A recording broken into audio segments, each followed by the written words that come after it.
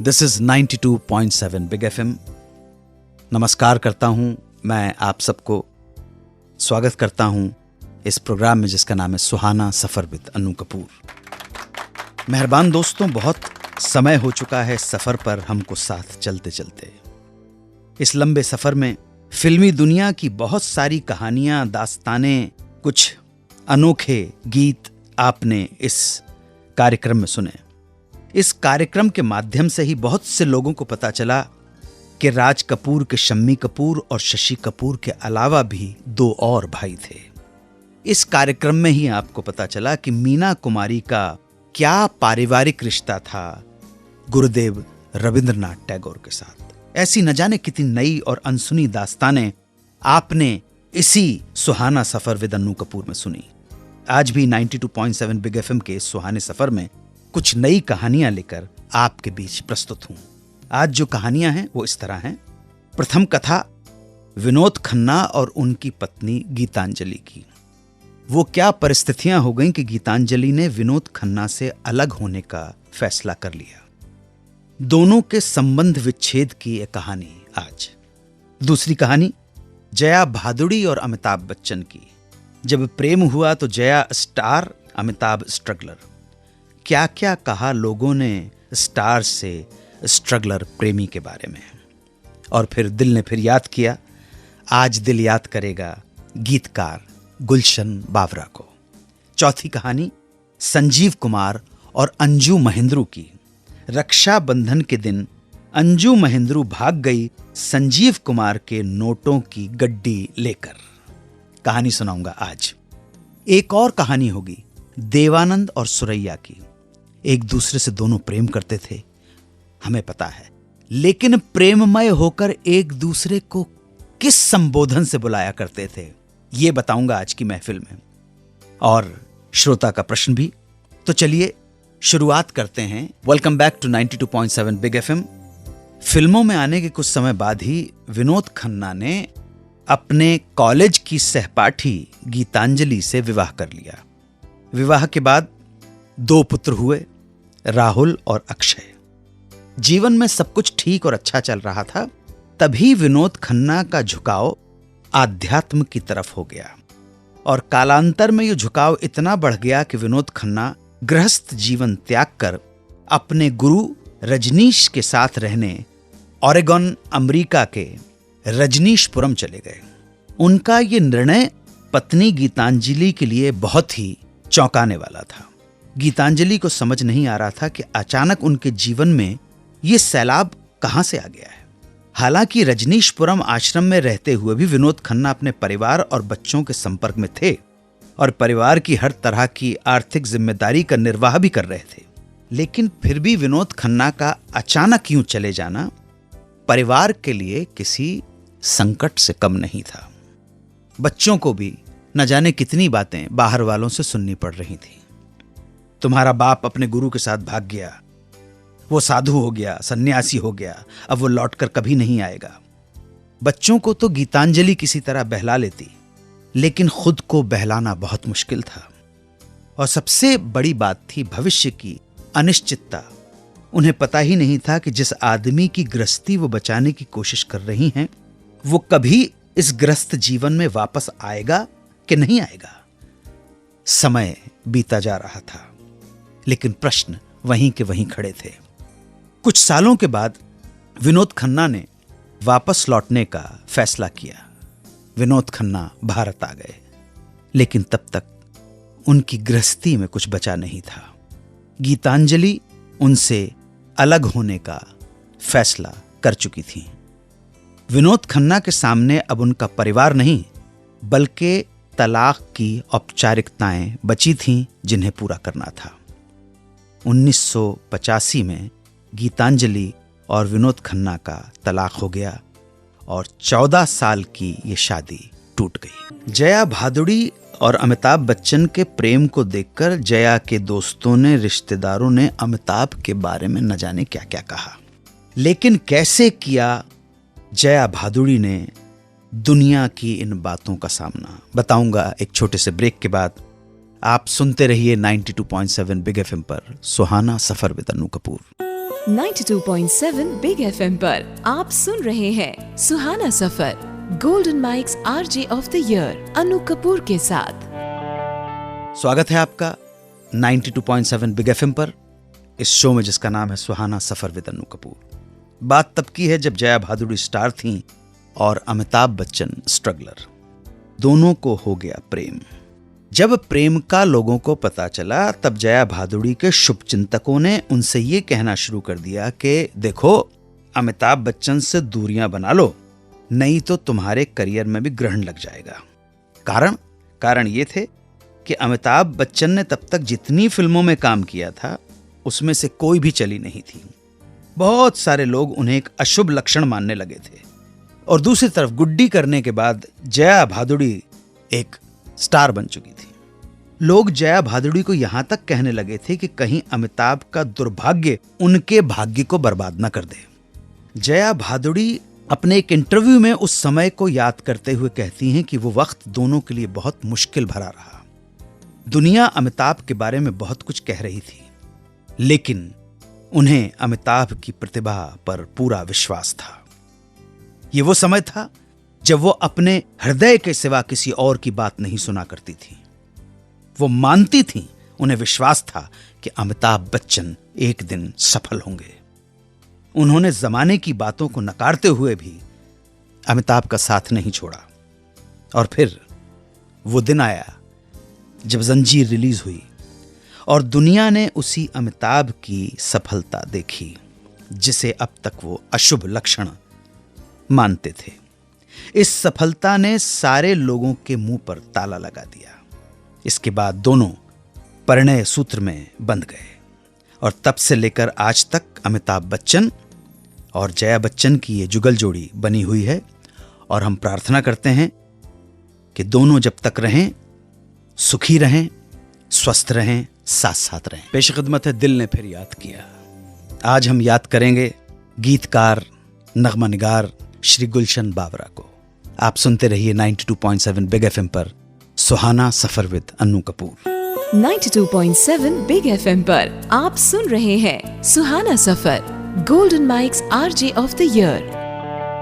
92.7 Big FM पर आप सभी श्रोताओं का वंदन करता हूं, अभिनंदन करता हूं। और सुहाना सफर विद अनु कपूर में सेगमेंट प्रस्तुत है दिल ने फिर याद किया। आज दिल याद करेगा, आज दिल श्रद्धांजलि देगा गीतकार गुलशन बावरा को। गुलशन बावरा का असली नाम था गुलशन कुमार मेहता। उनका जन्म 12 अप्रैल 1937 को शेखुपुरा अविभाजित भारत में हुआ था। गुलशन का बचपन बहुत ही त्रासदीपूर्ण था। बंटवारे के दंगों में उनकी आंखों के सामने उनके माता पिता को मौत के घाट उतार दिया गया। बालक गुलशन अपने बड़े भाई के साथ बड़ी मुश्किल से जान बचाते हुए पहुंचे जयपुर, जहां उनकी बड़ी बहन रहा करती थी। वहीं पे बड़े हुए। गुलशन की शिक्षा जयपुर में ही हुई। इसके बाद जब बड़े भाई साहब की नौकरी दिल्ली में लग गई तो गुलशन बड़े भाई के साथ दिल्ली शिफ्ट हो गए और दिल्ली यूनिवर्सिटी से ही ग्रेजुएशन कंप्लीट किया। गुलशन बावरा ने 6 साल की उम्र से ही कविता लिखना शुरू कर दिया था। कॉलेज में भी जारी रहा। वो हमेशा से ही एक गीतकार बनकर फिल्मी दुनिया में नाम कमाना चाहते थे। उनकी इस चाहत को रास्ता तब मिला जब उन्हें रेलवे में क्लर्क की नौकरी मिल गई और पोस्टिंग हुई बंबई। खुशी का ठिकाना नहीं था, क्योंकि बंबई ही वो जगह थी जहां उनके सपने साकार हो सकते थे। नौकरी के साथ साथ गीतकार बनने की तमन्ना लिए स्टूडियोज के चक्कर भी लगाया करते थे गुलशन बावरा। गुलशन कुमार मेहता उर्फ गुलशन बावरा को उनके जीवन का ब्रेक दिया कल्याणजी वीरजी शाह ने। फिल्म का नाम था चंद्रसेना और गीत के बोल, मैं क्या जानूं कहां लागे ये सावन मतवाला रे। आवाज लता मंगेशकर की। गुलशन कुमार मेहता को गीतकार के रूप में पहली सफलता मिली फिल्म सट्टा बाजार के गीत से। इस फिल्म में भी संगीत कल्याणजी आनंदजी भाई का था और गाना था तुम्हें याद होगा कहीं हम मिले थे, मोहब्बत की राहों में मिलके चले थे। इस फिल्म के कुछ गीत लिखने के साथ ही उन्होंने फिल्म में एक रोल भी किया था। गुलशन कुमार मेहता के मस्त मौला स्वभाव को देखकर फिल्म के वितरक शांति भाई पटेल ने गुलशन कुमार मेहता को नाम दिया गुलशन बावरा, जिसको बाद में उन्होंने अपना उपनाम तखल्लुस बना लिया। गुलशन बावरा ने अपने फिल्मी करियर में सबसे ज्यादा काम किया आर.डी. बर्मन और कल्याण जी आनंद जी भाई के साथ, और सबसे ज्यादा कामयाबी भी इन्हें इनके साथ ही मिली। उनके लिखे कुछ बेहतरीन गीत बताने जा रहा हूं। मेरे देश की धरती सोना उगले, उगले हीरे मोती, मेरे देश की धरती, कसमे वादे प्यार वफा सब बातें हैं बातों का क्या, यारी है ईमान मेरा, यार मेरी जिंदगी, हमें और जीने की चाहत ना होती अगर तुम ना होते, जितने भी तू कर ले सितम हंस हंस के सहेंगे हम, वादा कर ले साचना, कसमे वादे निभाएंगे हम, जीवन के हर मोड़ पे मिल जाएंगे हम सफर, पीने वालों को पीने का बहाना चाहिए, और न जाने कितने मधुर और यादगार गीत। गुलशन बावरा को 2 बार सर्वोत्तम गीतकार के फिल्म फेयर अवार्ड से भी सम्मानित किया गया। 1968 में उपकार के गीत मेरे देश की धरती के लिए, और 1974 की फिल्म जंजीर में यारी है ईमान मेरा, यार मेरी जिंदगी। अपने आखिरी दौर में जो कुछ फिल्में गुलशन बावरा ने की वो थीं बीवी हो तो ऐसी, इंग्लिश बाबू देसी मेम, हकीकत, मैदान जंग, जुल्मी इत्यादि। लगभग 10 फिल्मों में श्री गुलशन बावरा ने अभिनय भी किया। इनका एक अभिनय अपीयरेंस जो आज तक हमको याद है वो है फिल्म जंजीर का एक गाना, जहां ये हारमोनियम बजाते हुए अपनी टोली के साथ बड़ा मशहूर गीत गा रहे हैं, दीवाने हैं दीवानों को न घर चाहिए न दर चाहिए, बस मोहब्बत भरी एक नजर चाहिए। 7 अगस्त 2009 को ये मस्त मौला फनकार, बेहतरीन गीतकार चला गया इस दुनिया से, लेकिन पीछे छोड़ गया अनगिनत यादों और गीतों का एक लंबा कारवां। संजीव कुमार की मुंह बोली बहन शांति महेंद्रू हर साल राखी बंधवाने पहुंच जाया करते थे। एक बार शांति महेंद्रू की जगह उनकी बेटी अंजू महेंद्रू ने उन्हें राखी बांधी और संजीव कुमार की नोटों की गड्डी लेकर भाग गई। ये कहानी सुनाऊंगा एक छोटे से ब्रेक के बाद। आप सुनते रहिए सुहाना सफर विद अन्नू कपूर, सिर्फ 92.7 बिग एफएम पर। 92.7 बिग एफएम पर आप सुन रहे हैं Suhana Safar, golden mics RJ of the year Annu Kapoor के साथ। Welcome back to 92.7 Big FM. Sanjeev Kumar को लोग कंजूस कहा करते थे। मशहूर अदाकारा सुश्री अंजू महेंद्रू भी इस बात को मानते हुए एक घटना का जिक्र करती हैं। वो अपने एक इंटरव्यू में बताती हैं कि एक तरफ ये सच है कि संजीव कुमार से पैसा निकलवाना आसान नहीं था, मगर दूसरी तरफ ये भी सच्चाई है वो कभी कभी बड़े दिलदार हो जाते थे। ऐसा ही एक वाकया उन्होंने हमारे साथ शेयर किया है। संजीव कुमार को अंजू महेंद्रू की मां शांति महेंद्रू भाई मानती थी, राखी बांधती थी। एक बार रक्षाबंधन पर अंजू महेंद्रू संजीव के घर पहुंची और कहा कि मम्मी तो लंदन गई हूं, इसलिए इस साल मम्मी की जगह मैं राखी बांधूंगी। ना करने का प्रश्न ही नहीं उठता था। अंजू महेंद्रू ने उनसे कहा कि हर साल की तरह इस बार 500 से काम नहीं चलेगा, मुझे सोने की जरी वाली साड़ी चाहिए। इस साड़ी की उन दिनों कीमत हुआ करती थी 2500 रुपए। संजीव कुमार शरारत समझ गए और उन्होंने कहा, देख मेरी 10 और बहनें घर के बाहर खड़ी हैं, अगर तुझे अकेली को इतनी महंगी गिफ्ट दे दूंगा तो बाकी बहनों को देने को क्या बचेगा। और एक ब्रीफकेस आगे करते हुए बोले कि तुझे क्या लग रहा है इस ब्रीफकेस में नोट भरे देने के लिए? विश्वास नहीं होता तो खुद ही देख ले।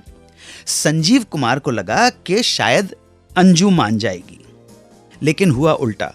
अंजू महेंद्रू ने बिना किसी संकोच के उनका ब्रीफकेस खोल दिया और क्या देखती हैं कि ब्रीफकेस में कुछ नोटों की गड्डियां रखी हुई थी।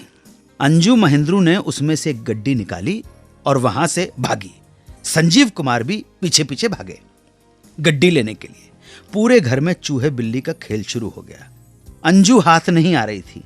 थोड़ी देर में संजीव कुमार जब थककर वापस ब्रीफकेस के पास पहुंचे तो उनकी नजर एक लाइटर पे पड़ी। ये लाइटर गोल्ड का लाइटर था और ये लाइटर अंजू महेंद्रू का था।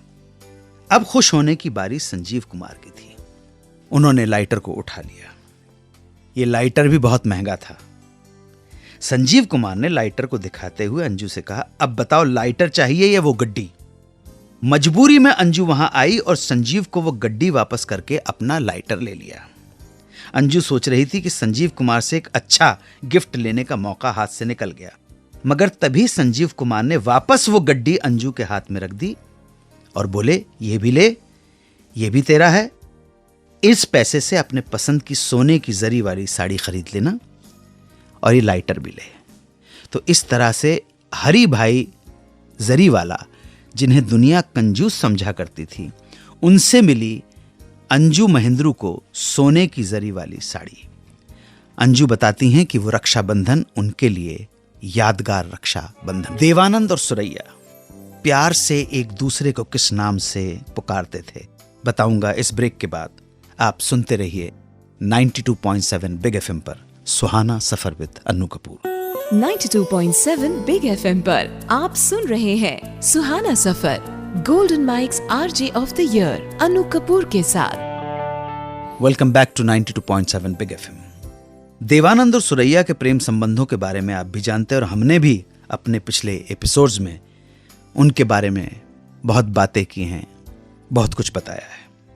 लेकिन आज मैं बताऊंगा कि ये दोनों एक दूसरे को किस नाम से बुलाते थे, जिसका जिक्र स्वयं स्वर्गीय सुरैया ने अपने एक इंटरव्यू में किया है। जब दोनों की प्रेम कहानी चल रही थी तब दोनों को अलग रखने के लिए बहुत सारे पहरे भी लगाए गए थे, लेकिन प्यार में डूबे दो दिल पहरों के बीच से रास्ता ढूंढ ही लेते थे। यहां भी दोनों ने कुछ कॉमन फ्रेंड्स के जरिए रास्ते ढूंढ निकाले। इन्हीं दोस्तों के जरिए खत, तोहफे आदान प्रदान किए जाते थे। ऐसे ही कुछ फोटोग्राफ्स में देवानंद ने सुरैया के लिए लिखा था, टू नोजी विद लव। सुरैया एक इंटरव्यू में बताती हैं कि देवानंद उन्हें नोजी कहते थे क्योंकि उनको, यानी कि देवानंद को, सुरैया की नाक बहुत पसंद थी। हाय हाय हाय, वाह वाह। और सुरैया देवानंद को स्टीव कहती थी। ये एक नॉवेल के कैरेक्टर का नाम है। ये नॉवेल देवानंद को बहुत पसंद था और वो किताब देवानंद ने सुरैया को पढ़ने के लिए दी थी। जमाने की निगाहों से बचने के लिए दोनों ने ये दो नाम नोजी और स्टीव इजाद कर लिए थे। नोजी और स्टीव की ये प्रेम कहानी अपने मकाम तक तो नहीं पहुंच पाई, मगर हर प्रेम कहानी की तरह ये प्रेम कहानी भी रोचक थी, मजेदार रही और बन गई यादगार। 92.7 बिग एफएम के हमारे श्रोता बीकानेर के विकेश भंडारी के सवाल का जवाब दूंगा। उन्होंने पूछा है उन गानों के बारे में जिनके पिक्चराइजेशन में साइकिल का इस्तेमाल किया गया है। I'll be back after a short commercial break। आप सुनते रहिए 92.7 बिग एफएम पर Suhana Safar with Annu Kapoor. 92.7 Big FM पर आप सुन रहे हैं Suhana Safar, golden mics RJ of the year Annu Kapoor के साथ। Welcome back to 92.7 Big FM. Bikaner के हमारे एक श्रोता ने पूछा है उन गानों के बारे में जिनके पिक्चराइजेशन में साइकिल का इस्तेमाल किया गया है। बहुत से गाने हैं, लेकिन जो बहुत प्रमुख हैं उन गानों का वर्णन करूंगा मैं। फिल्म अनाड़ी का गीत याद दिलाना चाहूंगा, बन के पंछी गाएं प्यार का तराना। और फिल्म पड़ोसन का गीत पिक्चराइज्ड ऑन सायरा बानो, मैं चली देखो प्यार की गली, कोई रोके ना मुझे मैं चली। फिल्म तेरे मेरे सपने का गीत composed by S D Burman, गीतकार नीरज। ए मैंने कसम ली तूने कसम ली, नहीं होंगे जुदा। और फिल्म आरोप का गीत नैनों में दर्पण है दर्पण में कोई देखूं जिसे सुबह शाम, picturised on Vinod Khanna and Saira Bano. और याद कीजिए फिल्म शान का गाना, जानू मेरी जान मैं तेरे कुर्बान, मैं तेरा तू मेरी जाने सारा हिंदुस्तान।